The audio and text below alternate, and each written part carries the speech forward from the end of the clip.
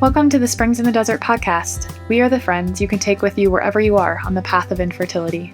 If this podcast has been a blessing to you, would you consider giving a gift today to ensure that those on the path of infertility always have a friend in their back pocket? Thanks for your support, and let's dive in.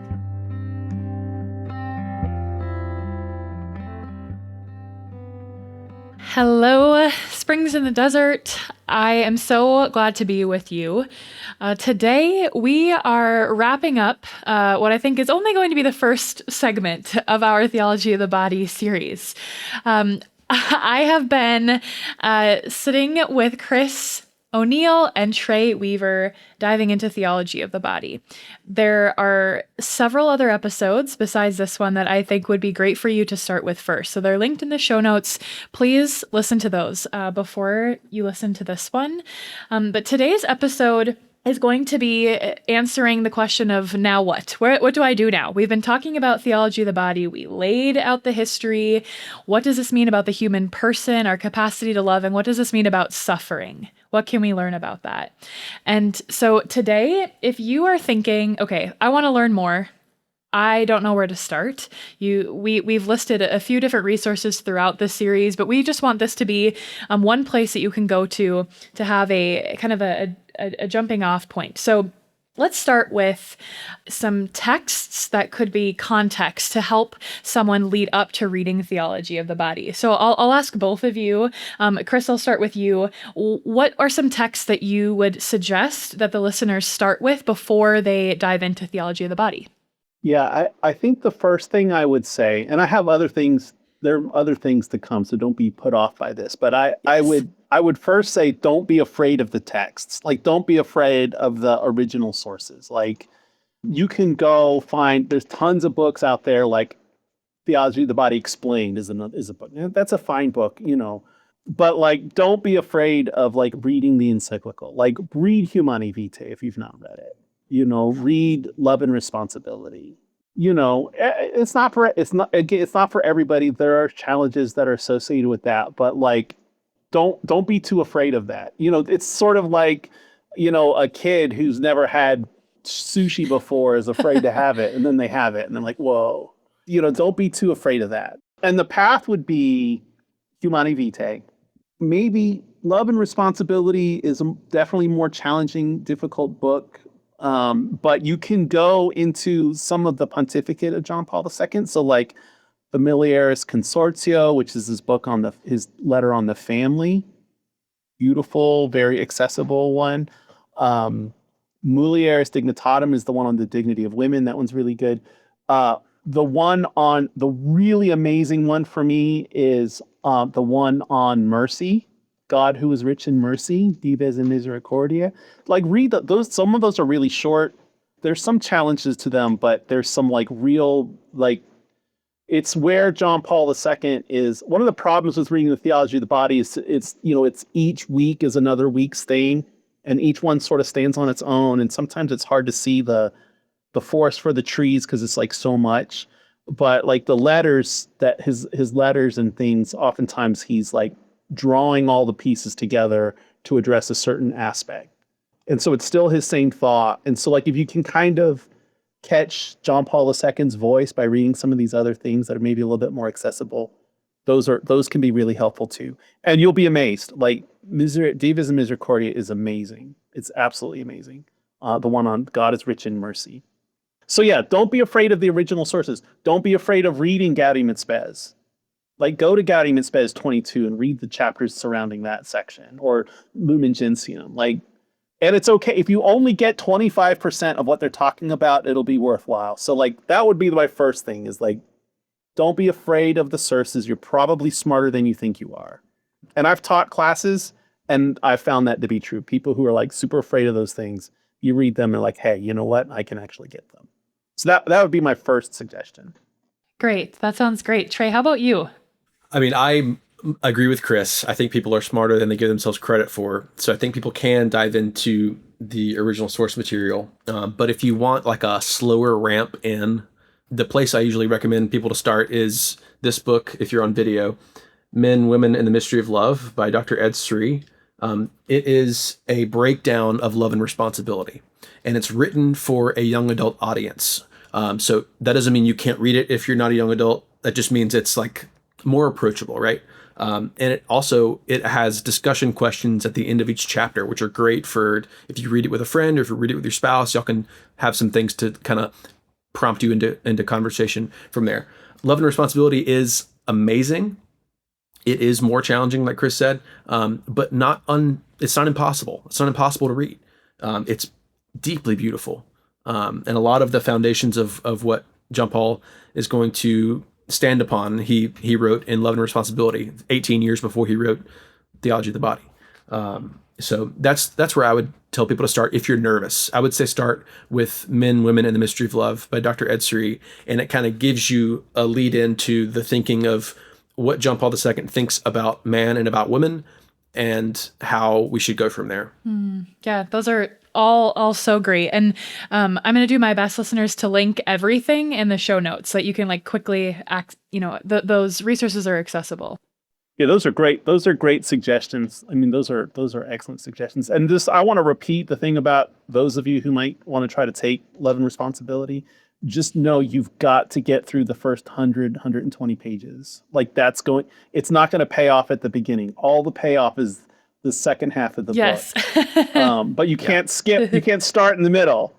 You'll be hopelessly lost. You just know that you've got to go. You just got to pay. You got to pay the toll first, and then it'll pay off at the end. So just know that going in and just be ready for that, and then you'll be okay. I think a lot of people just get too discouraged and give up too soon, and then like there's just gold in the back of that book. It's just like you won't even believe. It's like, how is this guy like a bishop talking about this? It's amazing. So good. Those are all, excellent suggestions. And now I'd like to, we're going to talk about some definitions in Theology of the Body in just a minute, but I think that if you guys have any other resources that maybe aren't like specific to church fathers, to popes, like if there are any other, whether it's books or other resources, what are some other places that the themes and the points of Theology of the Body are accessible to our listeners? Chris, do you have some suggestions? I do. I've got one. Here we go. I've got it right here. Y'all ready? Yes. This book right here. It's a children's book.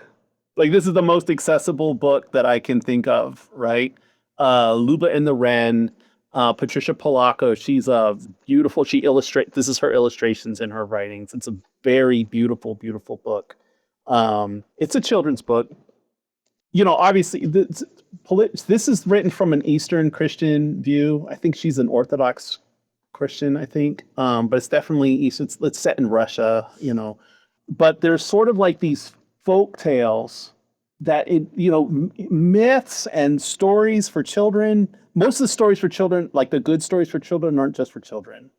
And my kids have a sticker laying around here that says, one day, I think it's C.S. Lewis. One day you'll be old enough to read fairy tales, right? And this is one of them, where it's exploring the mystery of God's love for the world and what it means to be God, how we get confused about who we think God is and what it means to be God, and how we get confused about the meaning of our desires. This book is about that idea of like exploring your desires and wanting more and more and more, and then discovering where our desires are really satisfied, the mystery of that.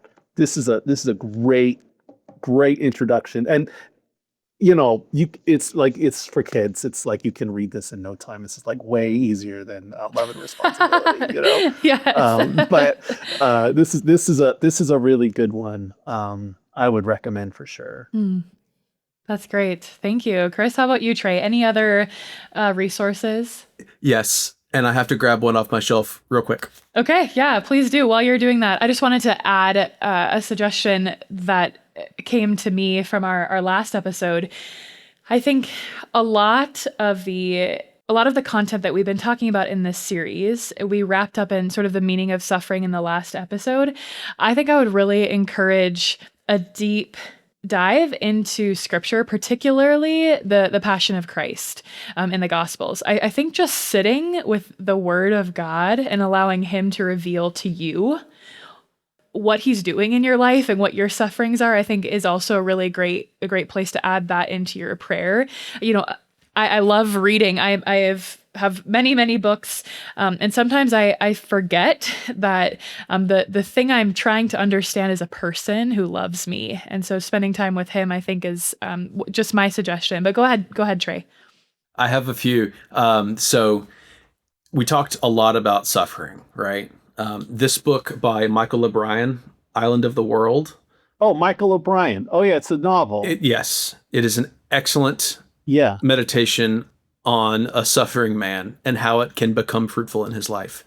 And it's very deeply moving and beautiful and sad and healing. It's awesome. I recommend anyone to read it if you feel like you're in the place to read that. Two other things that might sound silly. One, Moana, the movie that came out like 10 years ago. It's perfect. It's about, if you've seen Moana, like this fire creature, right? She's just forgotten who she is. She's just forgotten her heart. And when she receives her true heart, she is redeemed this lush, fruitful garden island again, right? Like, so that's a great meditation on what it means to remember the truth of who you are. And the same is true for the classic Lion King. Like, it's all about identity. In Hamlet, it's just Hamlet with lions, but it's all about identity, right? Simba has forgotten who he is. Remember who you are. And then he returns and lives out the good mission, and all things are well, right? But it's all about that. That's the crux of the movie. He's forgotten who he is, and he has to have his father remind him to remember his identity, the truth of who he is. Love all of those resources. Another just amazing book, if you're a reader and you like novels and you like literature and whatever, is Kristen Lavransdatter by Sigrid Undset. That's a big book. It's a fat book. And you've got to go all the way to the end. It's not till the very end. But it's definitely a story of someone who, like, who they are and who they think they are kind of in tension with each other, and sort of a discovery and a rediscovery of who they are. And how again, back to the questions of desires and how desires are fulfilled. She ends up in this very foolish marriage, and her life is chaos and trouble because of it. And it's her whole life long, this series of, mistakes unfolding. And in the end, anyway, I won't give too much about it, but it's like, you will cry. It's a beautiful book. Very deep book. If you're into that kind of stuff, it's so good. And then, like, for films, so like a couple of films that maybe you've heard of or not, like everyone's probably heard of. These are some foreign films, right? Is Life is Beautiful. You know that one about the dad and the son who end up in like a concentration camp? It's like the saddest and funniest and heart-wrenching story all at the same time. It's a miraculous movie. How they even made that movie, I don't know. But like the love of the couple that lives inside of the utter darkness of the most evil thing happening in the world, and how it brings forth the beauty and like protects the child. Like the story of their love protects the child in the most harsh, most violent, most dark, and it's like, this is how marriage lives inside the broken world. That's a tough one, but it's beautiful. And then somebody said this was Pope Francis's favorite movie was Babette's Feast. And that one really shows like a Catholic sensibility versus a Puritan Protestant sensibility about how the world, like the physical things of the world, like even food, are sacramental. Like they have a capacity to be the place of communion and the place of grace. And, this Catholic woman lives in this very stark Protestant Puritan culture. And you see what's beautiful about that and the, you know, the goodness of those people, and how her like radical generosity like breaks, it just brings a sacramental view of the world, how physical things, like when we talk about the theology of the body in Christ's body, part of it is about how it's a part about sacramental theology too, like how physical things like bread and water and wine and oil and those things can communicate God's love into the world in like a beautiful way. Babette's Feast is a really, that's an excellent film too. It's like required watching that one. You gotta watch that one if you haven't seen it. Thank you for your suggestions. One that just came to my mind, which I think I read it for the first time, I believe just last year, but A Severe Mercy by Sheldon Van Auken. I think it has a lot of really great principles about Sheldon Van Auken was actually a friend of C.S. Lewis and became Christian throughout his life as well. And it's as the title, like a severe mercy, like the tragedy and the sufferings in his life. And also there's some, you know, he isn't Catholic, but I think there's some really great reflections on marriage and what it means to suffer in there. That could also be, it's a beautiful novel. I mean, I think it's it's autobiography, but it's a good read and pretty accessible too. Okay. So if maybe the listener has read all of this and they've watched all of it and they're ready to dive in right to the theology of the body, or maybe that's where they want to start. I'd like to kind of help set the stage for the listener or the reader in this case, and talk about some of the definitions or the terms that they're going to see, and just make sure that they kind of have, you know, idea about that before they dive in. So Trey, do you just want to share, you know, maybe one or two of the terms that you think are important for the reader to know? Yes, we spoke about a few of them earlier on, but I want to reiterate a couple. Firstly, original solitude. When Adam was alone with God before Eve was given to him, and then that original unity between Adam and Eve and their original innocence when they felt no shame, there was no sin in the world. These are incredibly deep things to ponder. A couple other things I want to make sure that people are familiar with. John Paul likes to break human history up into three main parts. So he talks about original man before the fall. So original man exists up until the moment of the fall. So that's Adam and Eve before they have chosen to sin, right? And then after the fall, there is historical man. This is the part where we live. This is the middle of the story, right?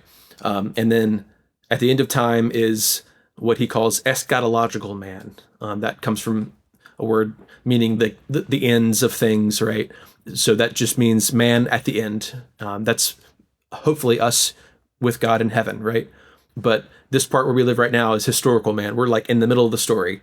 So it's, if we don't know the beginning of the story or the end of the story, and you only know the middle part of the story, it's an incredibly depressing story, right? But when we know where we've come from and where we're headed, things make a lot more sense. And it helps us to kind of make more sense of our human experience. I think that 3-act breakup that he does, I think is a really important way for us to understand the life we're living here on this side of the fall. That's great. Thank you for that. Chris, do you have any other additions there? Well, just to add to that threefold, you know, original and historical man, eschatological man, you know, John Paul II is his philosophy. He's interested in the philosophy of being, you know, and so again, like I think we've repeated this several times, but that original solitude isn't lost with the fall. That original unity, that capacity for love and communion isn't lost. It's like these are dimensions of who we are. So it's not like we used to be okay and now everything's broken. Like that's not a Catholic view. That's not his view. We carry those things survived. It's actually really beautiful in the church's in marriage. There's the nuptial blessing, and in the nuptial blessing, it says marriage is the good that even sin could not destroy. It's the good that survived the sin, and that's the whole thing. This capacity for communion. So we carry those things with us, and that's also true of eschatological man. Our end, or our purpose, or our goal, or who we will be, is something that's already active in us now. It's not something just merely that we hope for, but it's something that in some way we're already participating in. So sometimes that's a little bit mind-bendy for people who aren't used to the philosophical language and stuff, but just to understand that what you can't understand who you are now if you don't know who you were and where you're going. Like that's all it all comes down to now. So those are really important. And then you have these ideas like the truth of the interior gaze or the beauty of the gift. And he has like these kind of like, what the heck is he talking about? Those things he'll repeat them and repeat them and repeat them until you get it. So I would just have a notebook, and when he says something weird that doesn't make any sense, that's a good sign that he's saying something important. And so just like write it down, and it'll become clear. He sometimes he kind of says something and then he comes back to it and then he comes back to it and comes back to it. And then the meaning of it emerges. And so you just like be patient. Like it's not a linear discourse. It kind of sometimes goes around, and it's because it's like it's developing over time. And so just be patient with that. And when things are weird, then just write it down so that you remember that. And then like, oh yeah, he said that before. And then it'll help it kind of open up as you go. Yeah, that's a great tip there. Or Trey, do you have something to add there? Yeah, I just wanted to add one more of those terms. And I want to talk so much more. Yes. And say so many more things. Yes. But one more of those terms I think it's important for folks to think about. He talks a lot about the spousal meaning of the body. That's one of those things Chris was saying was like, what does he mean there? What's he talking about? When he says that, he's talking about our capacity to give ourselves as a gift to another and to be received by them, and for us to receive others as well. So like we talked about making a sincere gift of ourselves in the last episode, that's what he means when he says the spousal meaning of the body, being able to give a gift of ourselves to others, just like Christ did for us. Yeah. Thanks for all of those pieces. That reminds me of another recommendation is his first encyclical letter on Redemptor Hominis, on the Redeemer of Man. That very first letter that he ever wrote. He says in there this idea that man cannot live without love. He remains incomprehensible for himself if he doesn't participate in love.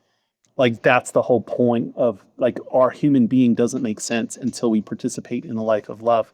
And he develops that in kind of shorthand in like that first letter was sort of like, this is what I want to do with my pontificate, right? And so there's a lot of shorthand, like the first notes of what he's going to do in the Theology of the Body is in there. And I think if you read that, then what he means by the spousal meaning of the body becomes way, way clearer. It's not so weird. It's this capacity of the human person to enter into relationship in this meaning of person. So yeah, I would definitely put that close to the top of stuff to read. Gentlemen, I am really so grateful for all these conversations. Listeners, we have some ideas about how to continue this conversation. We have a few different things that we would like to do, but in order to do any of them, we would like to hear from you. We want to know what your thoughts are as you're reading through Theology of the Body, these other texts, as you listen to these episodes. If you have questions, what about this? Or how does it apply to this? Or we would love to hear those, and we'd like to keep the conversation going. And so if you have any thoughts about these episodes, questions that are on your heart, or as you're talking with your spouse or praying through things that are coming up in your own heart, I would really encourage you to just send us an email, info@springsinthedesert.org. And we would like to continue the conversation. So just stay tuned for ways that we're going to do that. As I said, we've been brainstorming a few ways that we can make that happen and have you be a part of this conversation, because this is so important and so crucial to our understanding of our identity, of our marriages, and of the path of infertility. And so we want to bring you into the conversation. And so we'd like to start by just hearing from you. So let us know what your questions are, what your thoughts are, and send those in to info@springsinthedesert.org. But before we leave the listeners, we've talked a lot today. Listeners, again, we recorded all of these episodes on Holy Thursday, which is so fitting. But we've talked about a lot today. And so for those who, they've gotten through this series, I would love to hear from you, Chris and Trey. What is one thing that you hope that the listeners take away from these conversations and from Theology of the Body? Trey, I will start with you. What's that one thing that you hope they take away? I hope people know that they are good. I'll start there. That you are good, that you are fundamentally good, that if you are a man, that your maleness is good. If you're a woman, that your femaleness is good. Your sexuality is good. Your joys, your sorrows, your sufferings, they are good. And this was a really huge turning point for me when I first encountered the theology of the body. The reformers had this idea that human beings are totally depraved, like we're dung that puts on snow, right? So that we can sneak into heaven. And the church has always said that that's not the truth. The church has always said that we are fundamentally good as human persons, that we just kind of roll around in the dung, right? In our lives of sin, and that Christ washes that away, right? But it didn't really click for me until I encountered the theology of the body, that is true, that I am good at my core, that I am good. So I hope people can pray with that and understand that to be true, that they are good. Thank you, Trey. Chris, how about you? I would second that for sure.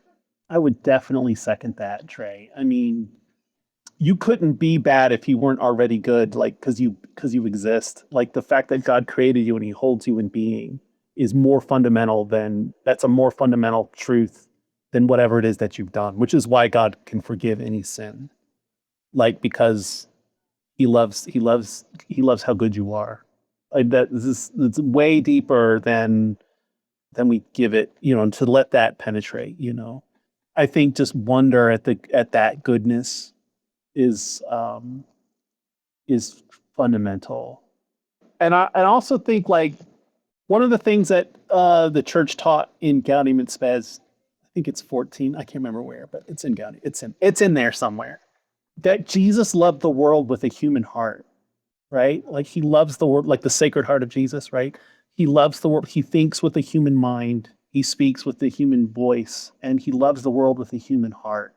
And so that just that reveals to you the capacity of the human heart. Not only how much God loves the world, right? But your own capacity for love has the dimensions of God's love for the whole world.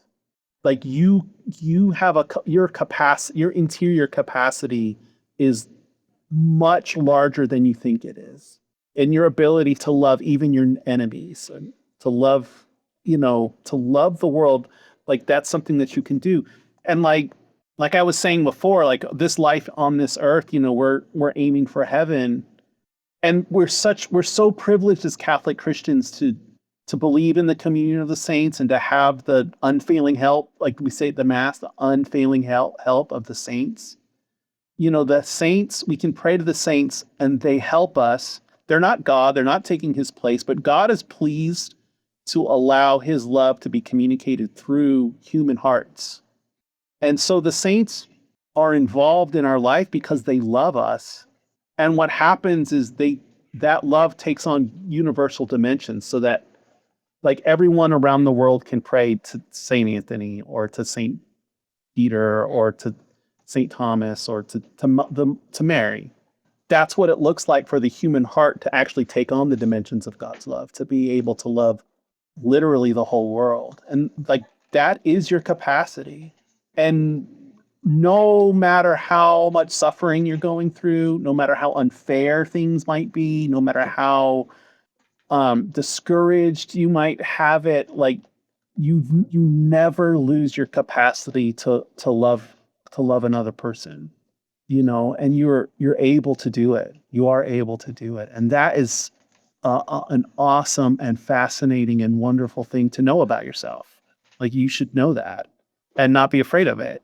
To love the people that are in your life, and so like I hope you can start to see that and to have to honor and have regard for your dignity, and the things that you're suffering are not signs that there's something wrong with that dignity.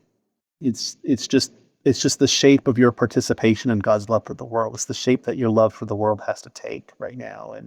And so, you can be generous with that. I just, to be in wonder before that is what I hope you would see. And I would say, I would say that I'm in wonder over that. I'm in wonder at how good you are. So, yeah. Well, thank you both so much for sharing that and for spending the afternoon with me and to dive into this really, really massive but important topic. And listeners, thank you for being here, for taking the time to work through a series on an important and difficult topic. And like I said, we really hope that we hear from you. We'd love to hear your thoughts about the theology of the body, suffering, the meaning of all of this that we've talked about today, what your thoughts are about the resources, and maybe you have other suggestions and resources for ways that we can dive deeper into this topic. So please know that wherever you are, on the path of infertility and your journey in theology of the body, whether you've read it 15 times or you have never read it and maybe you haven't even heard about it until this series, we hope that this is a gift to you and that it enriches your experience of the Lord's love and your marriage and who you are and your capacity to love. So we'll see you next time, and know that God loves you and so do we. Thank you so much for joining us for this Springs in the Desert podcast episode. We would be so grateful if you took a minute to rate, review, subscribe, and give today so that we can reach more listeners on the path of infertility. Don't forget to check out our social media pages on Facebook and Instagram, and go to our website, springsinthedesert.org, where you can subscribe to our newsletter and community prayer list, read our blog, and register for virtual and in-person events. And most importantly, remember that God loves you so much, and so do we.